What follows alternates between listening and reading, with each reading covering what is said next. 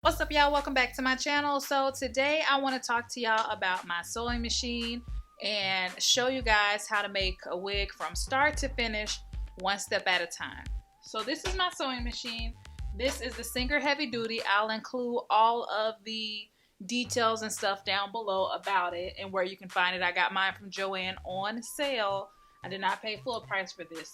You do not need a heavy duty sewing machine if you're just making wigs for yourself. You're not going to be making enough that you're going to need something so heavy duty, but because I make them for my business, I went ahead and got this particular one.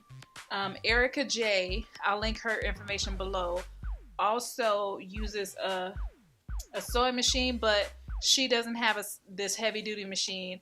I'll include her machine that she uses, and it's much less expensive. So, and she makes wigs. So, you know what I mean? Like, you don't have to have this one, but it is nice to know that this machine is going to last me. It's heavy duty. It's built for this, and I don't have to worry about it. Let's start off with the thread. The thread I use is the Sewology, like, nylon thread. It comes like this in this orange thing right here, and this one is used already, but I got this, I believe, from Joann, but it was $2.99, and all the sewing stuff was on like 40% off, so I got like some really good scissors, which I definitely recommend you investing in. I got thread and some good seam rippers and stuff like that. So let's start off with identifying the parts of the machine. So I'm no seamstress, but I'm gonna just tell you like what I know them to be and kind of what you need to know. This is where you can put like really tall spools of thread, bigger than this, but mine is only this big, so I actually don't need anything that big. Yeah, this is where you raise and lower your needle. As you turn this, the needle goes up and down, up and down.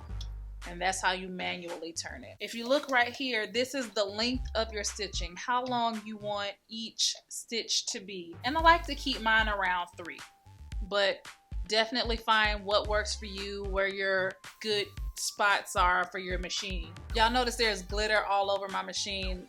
Some letters fell on it that had glitter on them, and it's kind of hard to get the glitter on.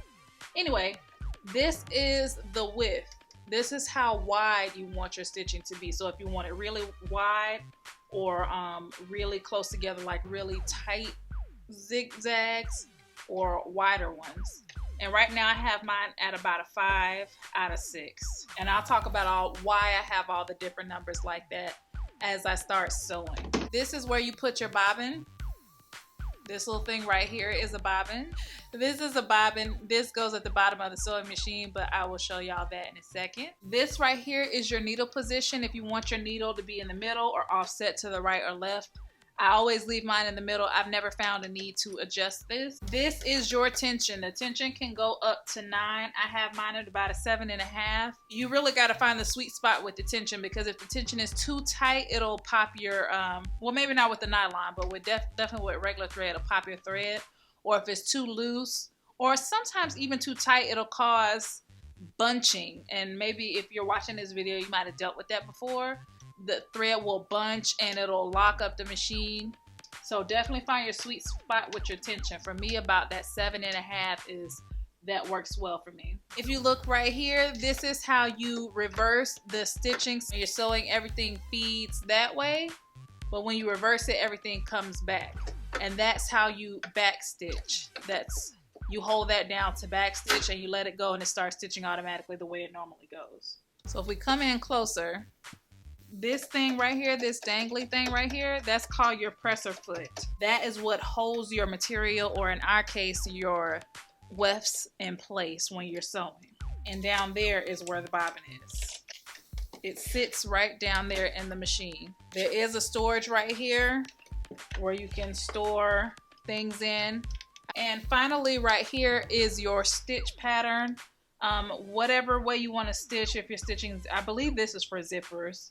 But whatever pattern you want, you can just rotate this and it'll select the pattern.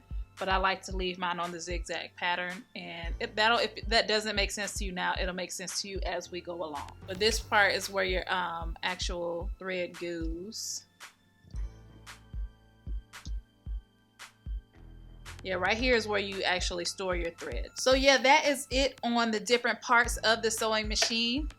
Thank you so much for watching. Don't forget to like, comment, and subscribe. Stay tuned for part 2 of this, which will be how to thread your machine. So don't forget to dream big, love hard, make mistakes, have no regrets. I'll catch you in the next video. Bye.